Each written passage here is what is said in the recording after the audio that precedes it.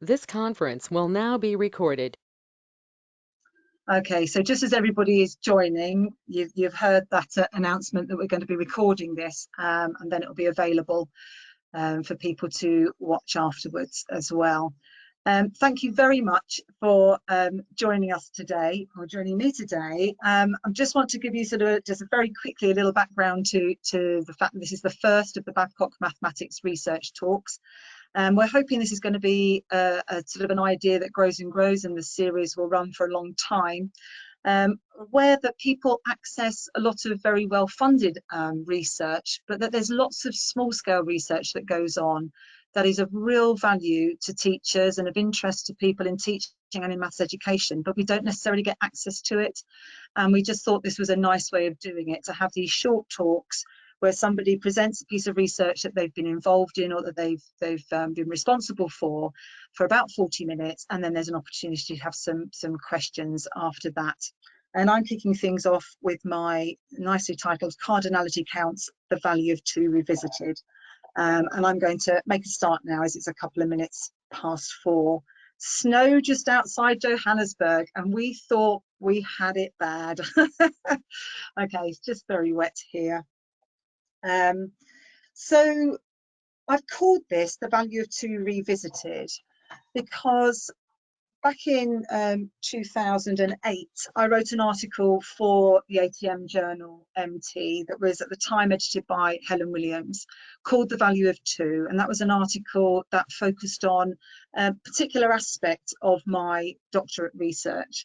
And one of the things I've been asked about a number of times since then is would I sort of revisit that and do a bit of an update? Sue Gifford, I know, has used this a lot with her trainee teachers, and apparently they always want to know what's happened to the 2 children in this. So there will be a little bit of an update on them towards the end. But what I actually want to do is to draw on the research that I did as part of my doctorate and link it with some more recent research that I was involved in last year with the aforementioned Helen Williams, because there's a real connection, and the connection between the 2 is cardinality, and it's something that I've been sort of very interested in for a long time. So it is a small scale piece of research that I did for my doctorate. That's my case study in front of you there, 2 children. I started my MPhil with a completely different focus. I think I was looking at jottings, but then I had a bout of illness and then became pregnant with twins. And so I deferred. And when I was ready, the girls were just under a year and a half. I met up with my supervisor, who was the wonderful Martin Hughes. I sat talking to him about starting up again. And I said to him, I'm ready to come back, but I don't want to have the focus I was having. I want to have a different focus. I'm quite interested in focusing on my children. And he was the perfect supervisor to have, because his interest in the development of children's understanding of mathematics with very young children meant he got very excited. And he said to me, just start making notes, start making observations, start writing things down. You'll work out what it is you're researching, but just start making notes. And so I did exactly that. So my girls, I started writing notes when they were 17 months old. That's the first observations that appear in my doctorate. And the last observations come from May 2005, when they were 5 years, 7 months. So what you can see is that I've got well over 3 years of data there. And then during that time, I worked out what I was looking at, which I'll share in a moment. And so I did more structured interviews with them from the age of 2. The very first one was the day after their 2nd birthday, and that went through to the age of 5 years, 3 months. So over 3 years of structured interviews. My children are called Megan and Caitlin. They're not called Megan and Caitlin in my dissertation. They're called Emily and Alice. But if I slip up as I'm going through, you'll understand why, because really to me they are Megan and Caitlin.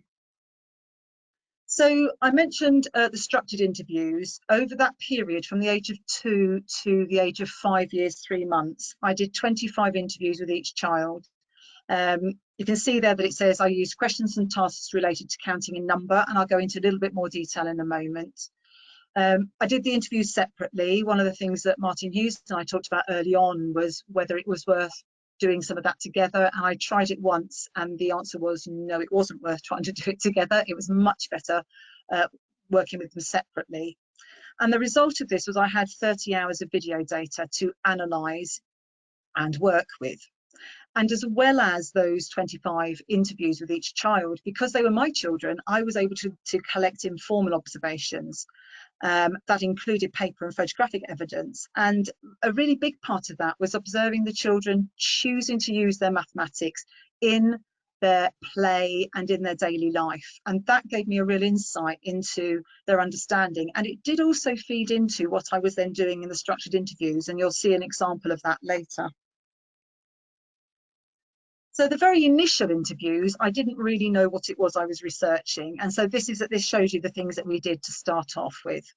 And then I also started looking at the literature. I was particularly looking at sort of what had been written already about early development of counting, different lists and things around. So obviously I went to Gelman and Gallistel. That's a key piece of research, and the 5 counting principles. If you're looking at anything about counting, those will come up. But there are other lists as well that I looked and I explored and I used. And then there was a piece of research that really was a real catalyst actually for my focus, but it wasn't the research itself in reality, it was the way it was reported. So I read something that was reporting that Karen Wynn's research showed that babies a few weeks old understood addition. And I just thought that's an absolutely astounding claim to make. It's not what Karen Wynn's research shows at all. What her research shows is that children recognise the difference, or babies recognise the difference between 2 objects and 3 objects, and that's all to do with subitizing. But it wasn't understanding addition. But it seemed to sort of give me just a real focus, and it led me to sort of refine and think about and come up with my research questions, which you can now see. The hierarchy part of that, and I'm going to show you very briefly where I got to with this, and it does involve a hierarchy. That is really in response to again looking at other literature, and I was particularly influenced by work by Denver and Brown, who looked at some of the early number sense and linking that to addition and subtraction. And then Denver and Bibby built on that and created a hierarchy of skills around number sense. And theirs really starts with very, very early addition and subtraction. And I was thinking there's something before this, there's the counting and the development. And in a way, I was looking at what comes before a hierarchy that they had already developed and used. I was also interested that I had this perfect case study in a way, because I had 2 children of the same age in the same household, that I'd be able to look at how the skills develop differently in those children. A lot of the other influences were being kept the same. They are individual children though, even though they're in the same household, they have different relationships with each other and different relationships with the parents, but it was still a really nice opportunity to do that.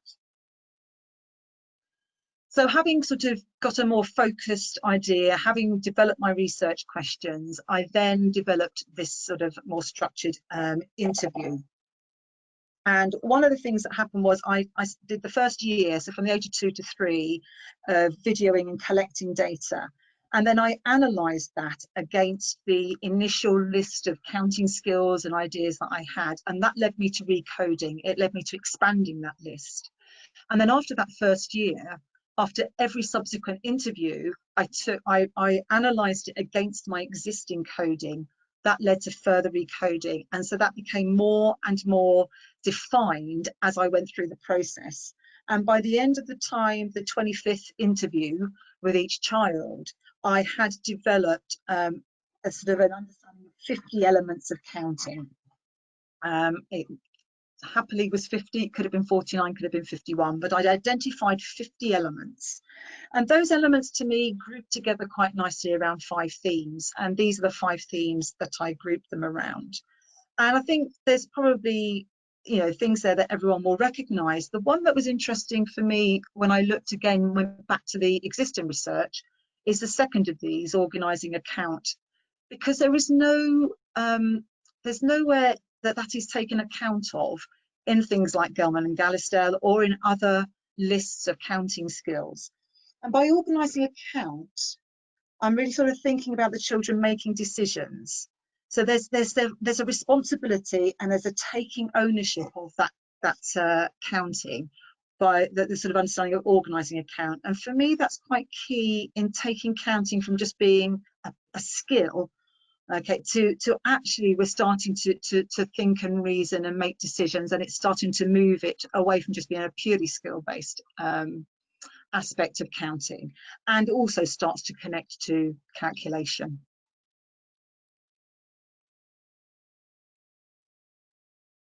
When you look at the first two themes, those are both connected with counting sets, finding out how many.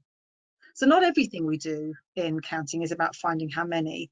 And interestingly, and it's going to be one of the things I particularly focus on in a moment, is the fact that for children and for young children, even though for the adult it might be about counting how many in a set, for the children that might not be what they think they're doing. They might be thinking they're counting movements, and I think that's a very big part of what happens, and certainly that's what I pulled out from observing my two children.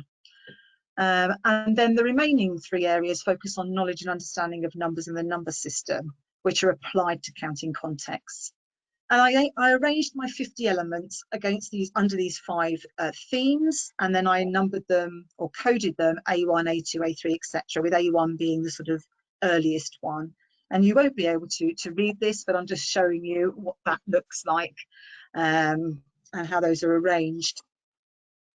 So I've got that nice list of arrangements, and then, sorry, nice list of elements. But there wasn't a linear sort of, it wasn't that both children followed a path that every child has to follow. They followed sort of different paths, and this is where this sort of hierarchical framework comes in. It's a far more complex relationship between the different elements. Some of them seem to be one dependent on another, and others seem to be linked and might develop alongside, and but they're not dependent on each other. And the Denver and Bibby hierarchy that I mentioned earlier, where the way they represented this in their diagram was to have a solid line where it's a dependent relationship and a dotted line where it's a linked one. And I used the same thing. So I then developed my framework with these 50 elements arranged. And again, you won't be able to read this, but I'm just giving you sort of sight of the sort of thing that it looks like. So what I'm particularly interested in, I want to talk about now, is that the fact that I had this lovely sort of opportunity to look at 2 different children who are in the same context and compare them. Oh, sorry, I'm just going to go back to this. There's sort of like 4 tiers there, if you like. The bottom tier on my framework is sort of around about by the age of 2. And then each tier after that is sort of like another 6 months. No, another sort of about the age of 2. The next one's like 2 to 2.5. And so there's the hierarchy is yearly. God, the colours I'm going to put on it are 6 monthly. So there's sort of like 2 to 3, 3 to 4, 4 to 5. That's that sort of sense of what seemed to be happening, emerging from that. But what I want to look at is the 2 different children. So by the age of 2, if you remember, I've been collecting observations since they were 17 months, and I did my first structured interview at the age of 2. And there was quite a difference between the 2 of them. Emily, very interested in the oral dimension, lots of counting out loud, counting anything she came across, counting rhymes, singing along with them. So the whole sort of language part of it, and also connecting that with movement and action. So very, very much, you know, counting as she brought me books. She's not paying any attention to how many books she's bringing me. She's counting the movement from me and away from me. Alice, on the other hand, had a real interest in the cardinal value of numbers, and I'll explain what I mean by that in a moment. But when you looked at the hierarchy at the age of 2, it appeared that Emily was slightly in advance of her sister. So this is Emily's chart, and I just wanted to focus on colour in that bottom tier. She's got everything in, it might be hard for you to see, but everything's in red, and that means everything in that bottom tier she was able to do by the age of 2. But when we look at Alice's, some of the things in the bottom tier are orange. That means she took up to another 6 months to secure those aspects. And so by the age of 2, it looks like Emily has got a bit of an advantage over her sister. And that is not at all what the case was. In fact, The advantage was all Alice's. And this is the bit that I'm particularly interested in. And this is all around her focus on cardinal value. So let's have a little look at what I mean by that with these two examples that are taken from very early observations, 19 months old, really interested in the meaning of two, just in lots and lots of situations. She would hold something up, one in each hand, and I think that the two hands is really significant here. One in each hand, and just look at me and go, two. So as I said here in my observations, she did that with socks, with balls, with cups, with bottles in the bath. It was all lots and lots of different places. And if I'm guessing if I hadn't have been writing things down for my research, I might not have noticed this. But actually, once I started noticing it, it was really prevalent. And then we have this lovely situation where there are some balls and she asks for them. And I say to her, how many? And she says two, because two was her response to nearly every question that involved number at this point. And I very deliberately gave her only one. She was very cross with me. And we had this little exchange. And when I gave her the second one, she was then very happy. So she was really, really exploring for herself what two actually meant and felt like. I think we've got both of those things there. And for me, this is the start of her understanding of cardinality, but then gave her a huge advantage going forwards. So I've gone back to Catania now as we start to think about cardinality, because I don't think anyone sums it up better than he does in this quote here. And nothing's changed. Nothing's changed in the 50-odd years since Catania wrote this. It is still difficult for young children to distinguish clearly between. The last object counted as 5, and the idea of this whole group of objects of 5. And Fusen's work influenced both my doctorate and also the work that Helen Williams and I did, that I'm going to come to later. So interestingly, we've sort of used her work in both of these bits of research. But one of the things that she talks about is that children in each culture have to learn the cardinal significance of counting. That is the idea that when we are counting, not always, but quite often, when we are counting, we are talking about the count of a set, the number of objects in that set. So I mentioned earlier that that's not how a lot of children are first experiencing it. And that's why Fusen talks about the fact that children have to actually learn the cardinal significance of counting, because a lot of early counting experiences are focused on things like movement. The adult might be focusing on objects, but the child is focusing on movement. And that's certainly what I found with my two children. So there is so much movement involved, but a lot of the times we do it, we're going up and down stairs. We are spooning things into a bowl. We are passing things, but they're all involving movement.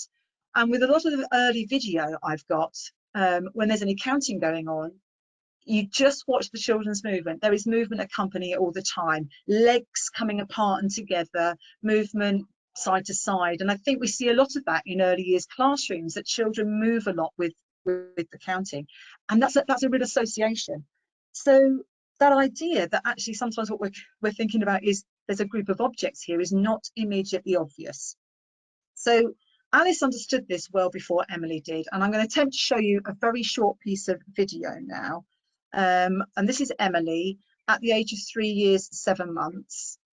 And I just have to turn my sound off and put the sound on for the video.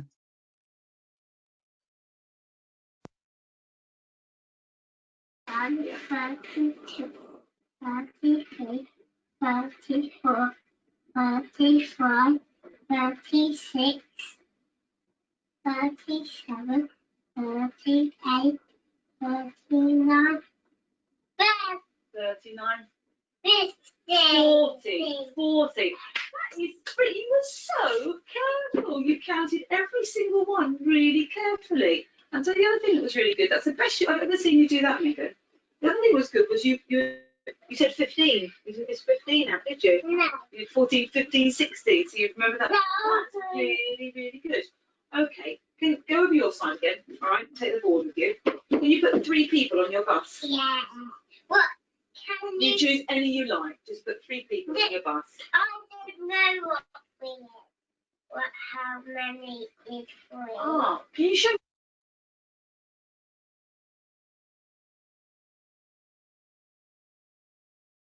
I just have to do a little bit of sound changing over there. I don't know how well you heard that, but she has just counted 1-to-1 matching. Yes, crossing the boundary on the 10s, she needed a little bit of support there when she got to 39, but she has matched 1-to-1 for 40. So she's got that counting flow and everything. I then ask her to put 3 people on the bus, and her articulation of, I don't know what 3 is. That's the difference that I'm talking about there, that she's got that, she knows exactly the order of the words and everything, but she doesn't know what a group of 3 looks like. What she goes on to do in that video is after saying that, I ask her, does she know what 3 on her fingers is? And she does know 3 on her fingers, and then she uses that to match to the children that she's picking, or the people that she's picking to put on her bus. Now, the thing is that Alice did have an understanding of this, and that testing out of 2 was really the start of it.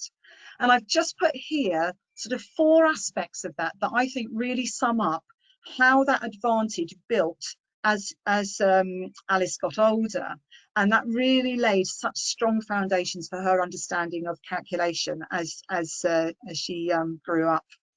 So the first of these, she's only 2 years 9 months in the first of these examples.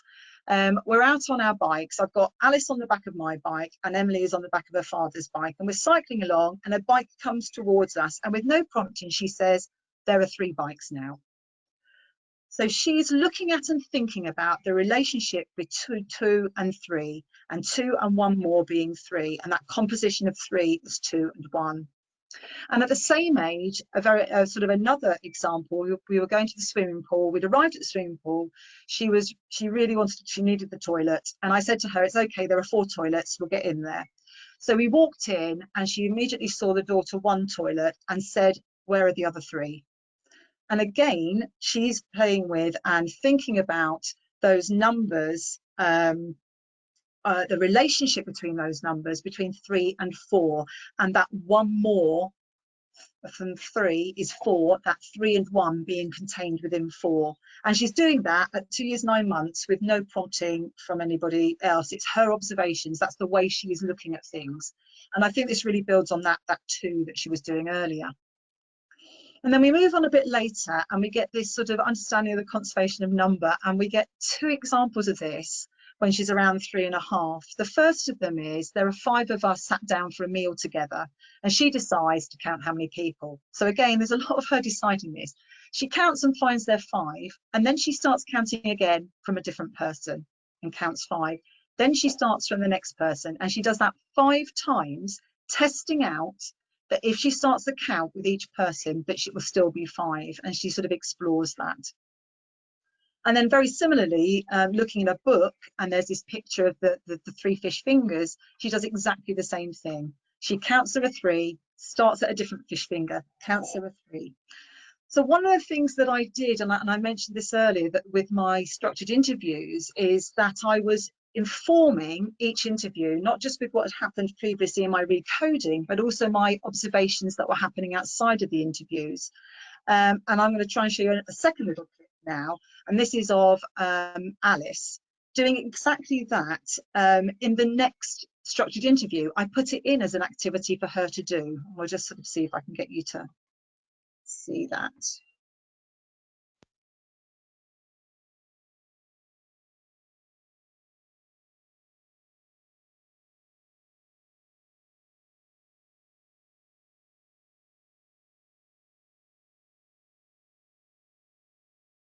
Okay, we do something really interesting yesterday. We know there are 5 people. Can you count them, but start with that person first? 1, 2, 3, 4, 5. Good girl. So there are 5, are there? What will happen if you start counting that person? How many will there be? What if you start with that person? 5.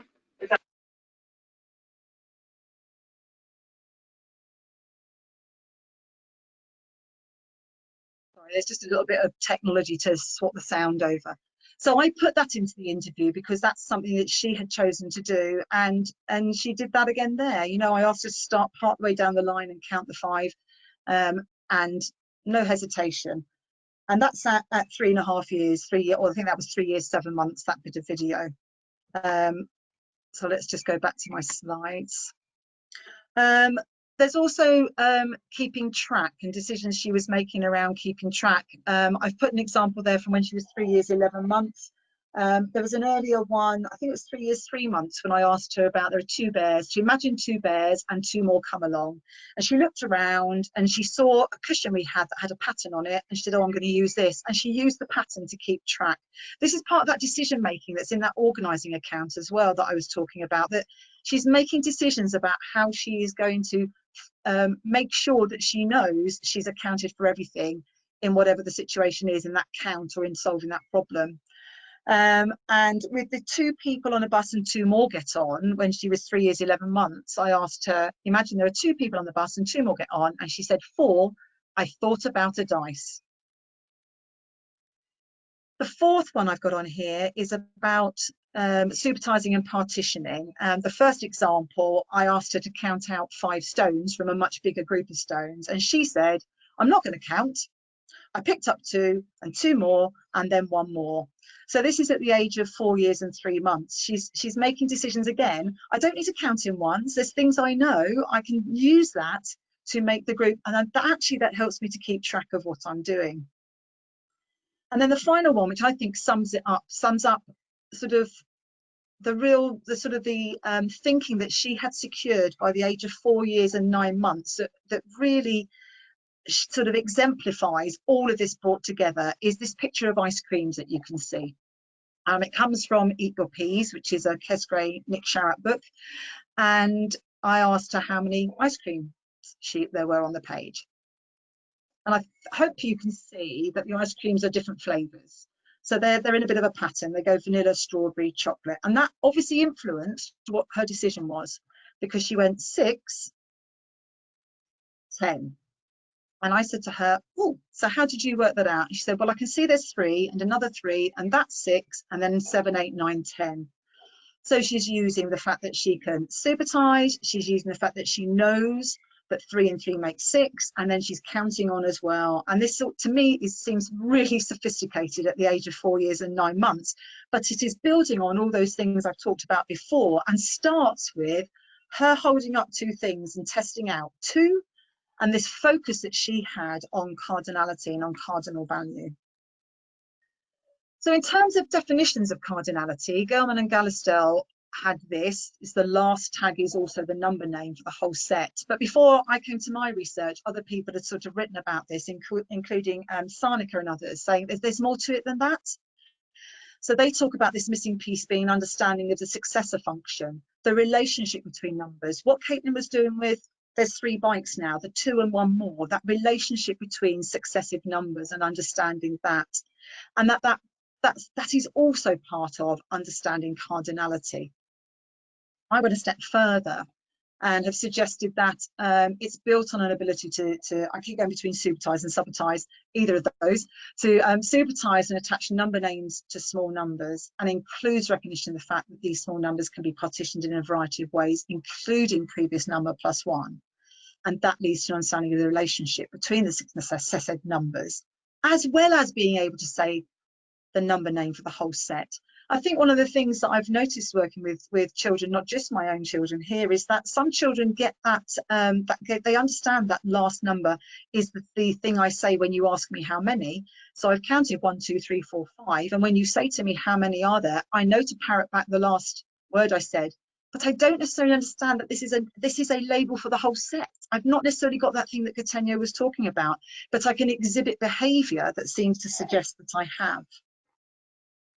So for me, this was absolutely sort of like, this is a real revelation in terms of watching my 2 children in my case study, and that real difference.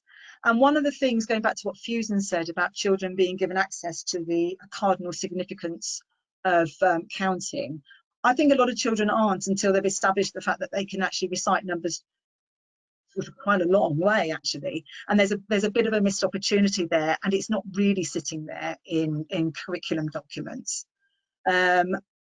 Yet it plays a crucial part in linking counting skills to calculation. So what I'm going to do very briefly now is connect that with this more recent piece of research that Helen Williams and I were involved in, that we did last year. I'm not going to give you sort of the big background to that. I will show you where you can read all about it. This was our research question. We were working with Year 1 children, and we were looking at the sub-skills of counting on. So we're at that point where we're sort of going beyond just where the research I was doing, sort of going to the next bit really. We had Alice just then doing some counting on, and that's sort of where there's a bit of a sort of a fitting together of the two pieces of research. And from the research, one of the sub-skills that we identified as being really key was understanding cardinality and linking this to this idea of abbreviating the organ, which comes from Fusen again. So we're back at Fusen's work for this. I don't want to read this whole sort of slide out. I'll let you have a little read down, but you'll see that we've got Fusen there. The organ is the number that we're starting with, the original set that we're then adding to when we're counting on. To be able to count on, you've got to abbreviate that. You've got to abbreviate that to a single number.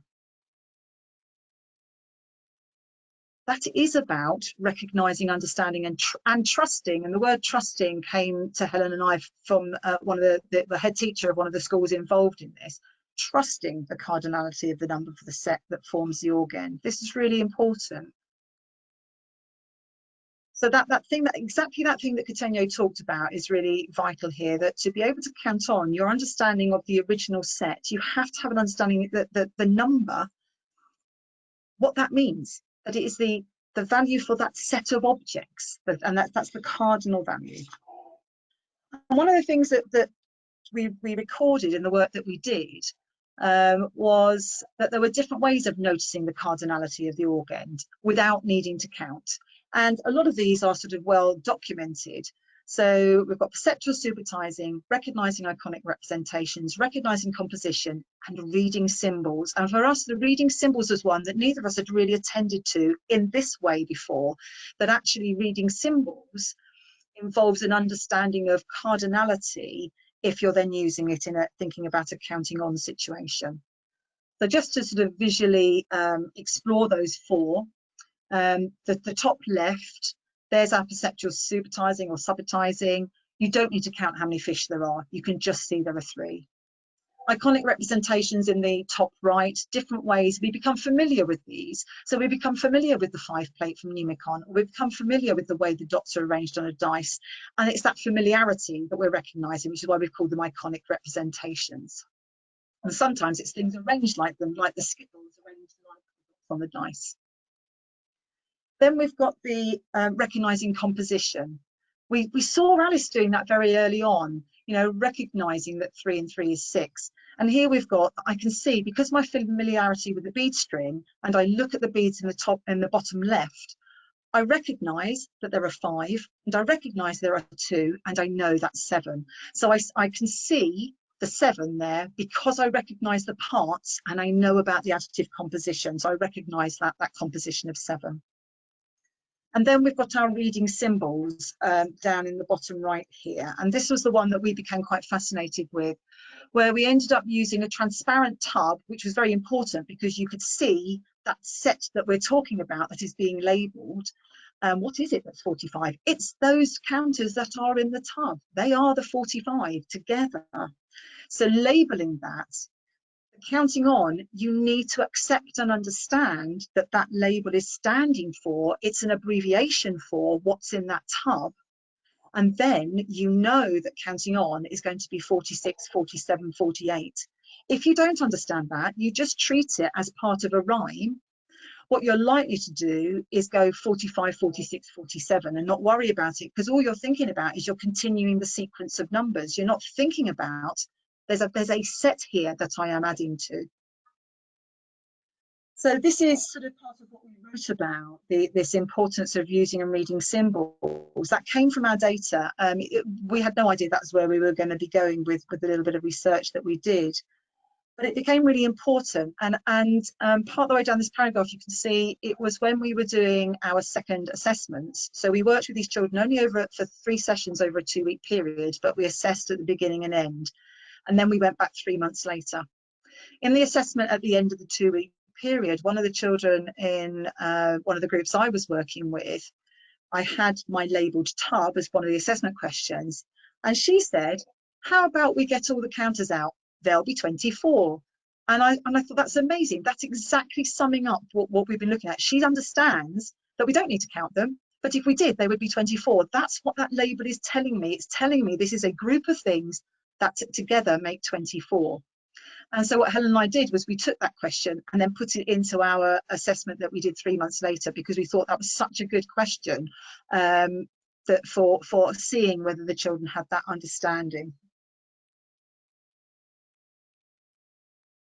I think I've said this about why we had them in the transparent tub. So I've got about 4 minutes left of talking with you, and what I want to do now is sort of go back to my original study and update you on Alice and Emily, and also whether what I was observing in those sort of early years of theirs, up until just over the age of 5, whether that actually did have an impact on their mathematics from the age of 5 up until now, and they're 20 now. And I spoke to them, I interviewed them both earlier this week to get some feedback from them, but I'll give you sort of a little journey very quickly from May 2005 up until now. They were just in reception, they just started reception when I finished my observations for my dissertation. During reception year, reception teacher who was a deputy head, it was an infant school, and I knew the staff quite well. I was a governor in the school, ended up being a governor in the school for 15 years, but I'd started when they were in nursery, and also I'd worked with them as a maths advisor, so I knew the staff quite well. The reception teacher asked to see us, and she said that Alice was working sort of beyond what they were sort of, the provision they were making in reception. So her suggestion was that Alice would go and join a year 1-2 class sometimes during the week and do some maths with them. And I very, very quickly went, no, that's a really bad idea. Thank you for offering. And I think it's partly as a teacher, having worked with children, when I taught in Canada and I taught grade 2, I had children in my class who were repeating grade 2. And I have never taught children as demoralised as those children were at such a young age. And I said to the teacher, I said, can you imagine being a year 2 in that class that this little reception child comes up to, and they appear to understand more about number than you do? I mean, that could just be devastating. And there's no way that I think that's I very, very sort of strongly believe in equitable classrooms and having equity in education, and that's really not going to be something that's helpful for those children. But if you want to make some provision that's for Alice because she's working beyond the provision you've got, how about turning that on its head? Some of those year 2 children that you think it would really be good for them to do, why don't they come and visit reception, have a game they're going to teach Caitlin and maybe another of her friends that has some maths in it you think would be really useful? And that's exactly what they did. When by the time she was at the end of the infant school, so in year 2, well, during year 2, the maths subject leader was her teacher, and what she would do with quite regularly, she would send me home what she was planning on doing with the rest of the class, and I would just make suggestions of how she could keep Alice working on the same mathematics but going deeper, and that worked really well. But they were a little bit concerned about whether the junior school would accept them saying just, what about her strengths in maths, but they just go, oh yeah, you're exaggerating. So they made the decision and we agreed with this, that we would just give her the Key Stage 2 SATs papers at the end of Key Stage 1, and we got them marked by a Key Stage 2 maths marker. And she was a level 4 in terms of Key Stage 2 SATs. Not a single geometric question right, but her number. So that they did that just to sort of alert the junior school to the fact that she, her understanding of number was fairly deep and well embedded. And one of the things that really helped her when she moved from primary into secondary was there was, in the term before they went to secondary, some of the maths department, including the head of maths, came down and worked with some of the children, and Caitlin was one of them. Alice was one of them, and it was a big concern of hers before going that they would make assumptions about, I think that maybe you don't understand these things, and she was really relieved because she knew she didn't have to prove anything when she got to the secondary school. And I will say they hit the ground running because of that transition as well. That little bit of work on transition that was done between the 2 schools, they were able to hit the ground running. And I think those sort of tell sort of a story of the fact that that advantage continued and continued. She spent a lot of time in primary school teaching other children, which was fine because that deepened her understanding. And so GCSE, year 10, 11, I know that one of her teachers then still uses her as a benchmark to sort of, you know, of somebody that she's taught that has that sort of incredible depth of understanding. She did do A-level maths, loved it, and she's now doing a sports science degree and is particularly interested in the sort of statistics side of things. And I sometimes pay her to do statistical analysis for me on projects that I'm doing. So that advantage has definitely stayed with her. Emily has been absolutely fine. Her maths has been really sound going through, and she really enjoys maths. And I think this, for me, this is the last bit that I'm going to sort of show you about them and then open up to questions, is the fact that one of the things that and I could probably do with writing about this, is actually the impact of having done that research on them at an early age, how that might have impacted on their understanding of what mathematics is as a subject and their relationship with mathematics and how they are as learners of mathematics. This quote is actually Emily in year 8 or year 9. Their teacher was off long term and they had a supply teacher.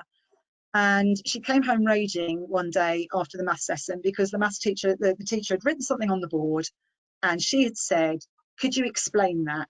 Because she wanted to understand it. And the teacher had said, "It just is, just that's how it works, just write it down."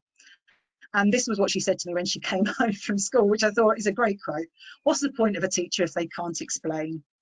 So when I spoke to them both earlier this week, and I was talking to them about how they thought about mathematics and themselves as mathematics learners and how that might have contrasted with some of their peers, they said things that were very similar in slightly different ways.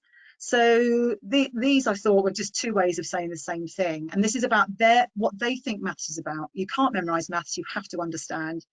And it's not something to forget. And I think I should be using those quotes because I think that's exactly how I would hope they would think about mathematics. And then there was significant overlap in the way they talked about it. They both talked about the need to understand, them making connections, that was a really important part of mathematics. And that allowed them to apply their understanding to new situations and build further mathematics. And they both talked about it being creative. So that sort of shows you where I think there is an impact on all that early conversation we were having. And I'm sure you would have had lots of conversations anyway, but I'm not sure how many we would have. I can't know. But I spent that time with them over those years when they're really formative, having so many conversations with them, telling me about their mathematics, that they always understood that mathematics is something you explain to other people and you tell them how you did it, and they might have done it differently and you can understand how they did it. It was kind of embedded from the word go, really. So I'm coming to the sort of questions part of it. So if anyone wants to put anything into chat they want to ask me, I'm just going to show you, and I'll make the slides available to you, and we'll email them out to everybody that's here today. If you're interested in reading more about my original work and this value of 2, I've put the links there to the ATM article, which is also slightly refreshed, but on the Enrich website. And then I've also put the links to the various things that came out of the work that Helen Williams and I did. So there is a full report you can access and a blog. If you're a member of BERA, there's also an article in Research Intelligence, and we wrote an article again for the ATM Journal MT about it. So that's where we are. So I'm just going to look at chat now and see whether there's any questions anybody would like to ask me.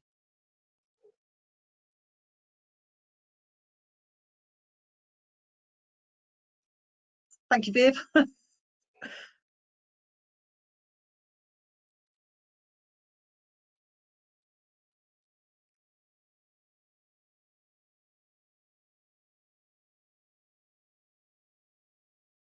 Yeah, I saw you ask a question about the cards earlier, Viv, and they were pictures of people that are from that bus games. That is a game that we were using. We use things all the time that they played with in my structured interviews. So sometimes there's Bob the Builder character. It ages when it happens because you see the sort of toys they have. So sometimes it's Bob the Builder characters and they're building with bricks, and that was a bus game we had, which just happened to have lots and lots of people in it. Right, that's a really interesting thing about oh, Tom, I'll come to your question in just a moment. Viv, the labelled transparent boxes, could they have been empty?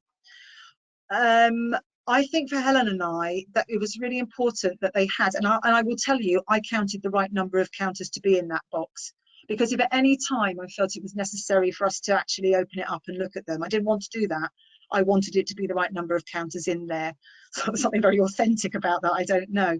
But I think if it had been empty and we were looking at through the transparent, that might have been a problem. However, later on in the research, one of the things that Helen did, and I can't remember if I did, but was say, let's imagine. So that let's imagine becomes a different thing. So I think that there's a sort of a bridge between those two. Okay, so the issue with 15, very interesting. Early on, again, remember I'm doing this independently, once with Alice and once with Emily. They both were counting and they went 14, 16. They both missed out 15, or that's what it sounded like to me. Actually, I think they might have been missing out 16. And in my research, looking at how language develops, one of the last sounds that children are able to make clearly is a sound for the letter F. So before that, F's often come out like S's. So you make a S rather than a F. So if you now say 15 with S's in, you say cystine, which sounds like 16. And what our brains are doing, there's all the stuff that Keith Devlin's written in his book, The Maths Gene, about the fact that our brains are looking for language patterns. Our brains are recognizing and listening and watching and monitoring the language pattern of our count. And it won't let us repeat. We don't repeat a number in our count. So if I go 14, cystine, I feel like I've already said 16. So I'll just go on to 17. So it was either 15 or 16 that was being missed out. But basically it was a pattern, a language pattern thing of avoiding a repetition of what sounds like the same number. Once you get the F sound established, 15 and 16 sound quite different. So again, I'd have never have known that without doing that with that. But Helen's saying it's quite common. Yes, studying my own children. It was, I think I was so lucky, Karen, to have Martin Hughes as my supervisor, because the moment I said that, he basically sat up very excited and went, yes, that's what you have to do. And I can imagine that somebody else might have not given me that kind of sort of encouragement to do that. And it meant that all the time I was spending on my research, I was also spending with my children. Not the time I was reading about my research, but all the time I was doing my research, I was timing my children. So that was lovely. Helen's got a question there. They might be saying the number at the end, but do they know? Yes. Yeah. So I've spent time with children. I think they learn the game, Helen. I think they can learn the game. So here are some objects, and I go 1, 2, 3, 4, 5, and you say to me, so how many are there? And the game I've learnt is you want to hear the last thing I said. But I haven't understood any more than that's a label for the last thing, but you like me to say that back to you. I haven't really understood that when I say it back to you, I am saying this is a set of 5, not like the little girl that said the thing about the emptying the tub out, oh, there'll be 24. I think you can still think that the 5 is a label for that last one. So this is the Catania thing again. And say back to somebody who says to you, so how many are there? You learn the behavior. Oh, the behavior is I say the last thing I said. They like me to say 5 back to them. I'll say 5 back to them. That's what I've understood the game is. And we think that means they've understood that this is a set of 5. And I think that's a really crucial thing, that do they really understand that 5? Good question, Karen. I didn't see that it affected 5. So because if you say 5 with an S, it's sive, and that doesn't sound like 6. But it's the 15, cystine. It sounds too much like 16. It's just so close to it. So close to it. 1, 2, 5. Yeah, if we were doing 1T, we wouldn't do that, would we?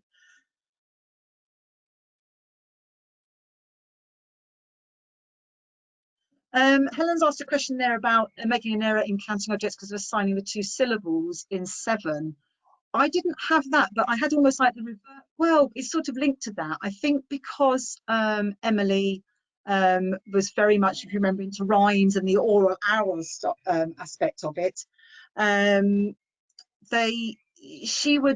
counting didn't distinguish between numbers. It was almost like the opposite. So 1, 2, there was a song that she did that we sang sometimes, which is 1, 2, 3, 4, Mary at the cottage door. And so when she was counting something in another situation, she assigned 1, 2 as one label to an object. So 1, 2, 3, 4, because there is nothing actually, when you're singing it, there's, why is 1, 2 two separate labels, but 16 or 23 is one label? There's nothing to help you know that. So actually I had that opposite happening there. I think, Debbie, that the role of recognizing the numbers inside is absolutely huge in terms of understanding cardinality. And I think that's where what Caitlin was attending to, I think, was so interesting from such a young age, you know, 2 years, 9 months, when she said there are 3 bikes now, because one came towards us and she knew there were 2 involved already. She couldn't even see all 3 bikes at that point, actually, because one of them was behind us. So she's sort of holding, she knows we're on 2 and you can subitize 2 and you can hold on to that quite easily. But the idea that she was observing that. So I think that's where it starts, and that's where that successor function is where that Sarnica and others were talking about being such an important part of cardinality, that understanding of the n+1, that relationship between 2 and 1 more is the 3, seeing the 2 and 1 more in the 3 is where it starts, and that seems really important. And then I think it's a combination of your using things like your ability to subitize and seeing how that allows you to see larger numbers. You see smaller numbers within the larger numbers through subitizing, and then that starts to become composition as well. And I think all of those are really, really important aspects of that. I'm just going to scroll down, there's some more questions. Yeah. Yes, so Andy's asking about the focus on kinesthetic as opposed to cardinal. Well, I just feel like people need to know about all of this, and so that's why I've been talking about cardinality for 12 or 13 years, really, in a way. But I think we also need to recognize that an awful lot of early counting is focused on movement, and to not kid ourselves that it's focused on cardinality. And that we need to actually, it's a fusion thing. Children have to learn the cardinal significance of counting. And we can't think that those two things just sort of, you know, they just sort of come together. That there is a need to really work on that and think about that. All of that early counting that I've got, it's that when they're very young, so much movement, so much movement. So 2 things: we have to let children move when they're counting. I think that's really important, because it is part of it, and feeling the count and doing that. But we have to explicitly draw their attention to when we are counting sets of things, that it is about this whole group. It's about that group of things, and not just assume that they know that's what you're doing when you're creating a set. So I mentioned earlier about Emily bringing me books at one point. She was passing me books and counting. Sometimes she brought me 2 over, sometimes it was 1, sometimes it was 3, but she was counting her movements perfectly. So in her head, the books were actually irrelevant to that count. Her count was all about her walking across to me and going back, walking across to me and going back. If I wanted us to focus on the books, then we needed to stop walking backwards and forwards and look at the group of books and talk about the books and understand that there's something about the books we're talking about, and not think that just happens. Yeah, that's interesting, Tom. I'm sure Debbie will be delighted that you've said that about the number blocks, that you are noticing that relationship between numbers and smaller numbers inside larger numbers. That's really interesting, Karen. Yeah, that sounds like a fantastic thing to be working on. Yeah, need to go beyond. Well, that's a big question, Stephanie, for this time of day. What causes some children not to be able to move on from counting to know how many? Well, there may sometimes just be too much white noise actually around this. Maybe it's not white noise. So I think for some children, things are too busy. There's too much to be looking at, there's too much to take in. One of the things I haven't said about Emily in the research, and I mean, if you go back through some of my videos, it's absolutely hysterical. She's very focused on the social aspect of everything. So those 40 people that were in that bus queue that she then counted, I will suggest to you that there was a lot of conversation about who was related to who, what they were doing today, How many families were there? Who had brothers and sisters? Thanks, Katie. All different things like that. She was always giving me context and background story, whereas Alice, I'm focusing on the number aspect of this. So I think it's partly about where the interest is, and sometimes if the context we're using has got so many other things to focus on, it's very hard for those children to discern the bit I'm supposed to be able to see. So I think it's about, you know, sometimes it's very simple things, isn't it, about having on those things, and we're thinking about are there just too many colours involved? So Stephanie's very familiar with the fact that I've got a bit of a thing about colour, but sometimes I think colour can be so completely distracting for children that they don't know what they're supposed to be looking at, and just thinking about that. So I think there's a massive piece of work to do on that, Stephanie. Maybe we should do some research.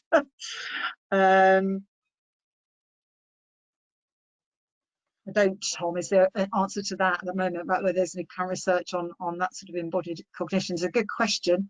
And again, maybe we need to do some start about that. Hi, Greg. The earliest observations I was making were at 17 months. And then I started my interviewing of them the day after they were 2. And then the more structured ones happened after I'd done that a couple of times and I'd worked out what my research questions were. But my earliest observations were for the age of 17 months. Being interested is key. It's got to be part of it. I think one of the things is that what you cannot take out of my research is the fact that I was their mother. So there is already a huge sort of dynamic and interest and relationship thing going on there, because this is a child spending time with their parent.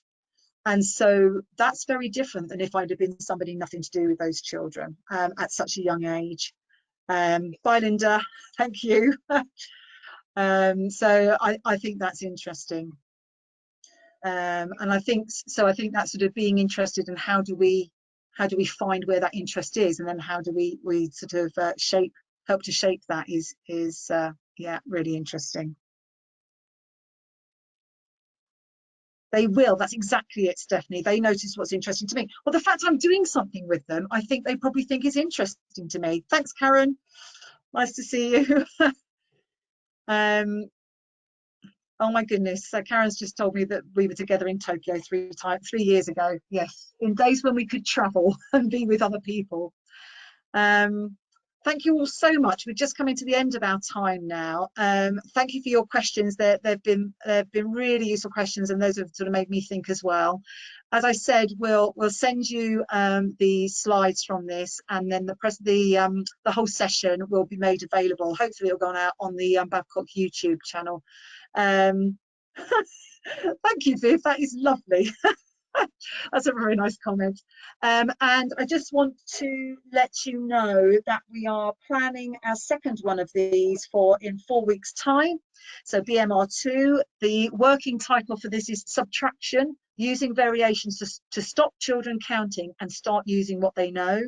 And that will be from some research that Stephanie Burke and Carolyn Reckett have been involved with this year. So I'm hoping you're interested in that. We'll put all the details out, we'll tweet it, we'll follow us on one of these, Facebook, Twitter, our website, and you'll be bound to hear about it. And there's our team Twitter and me as well.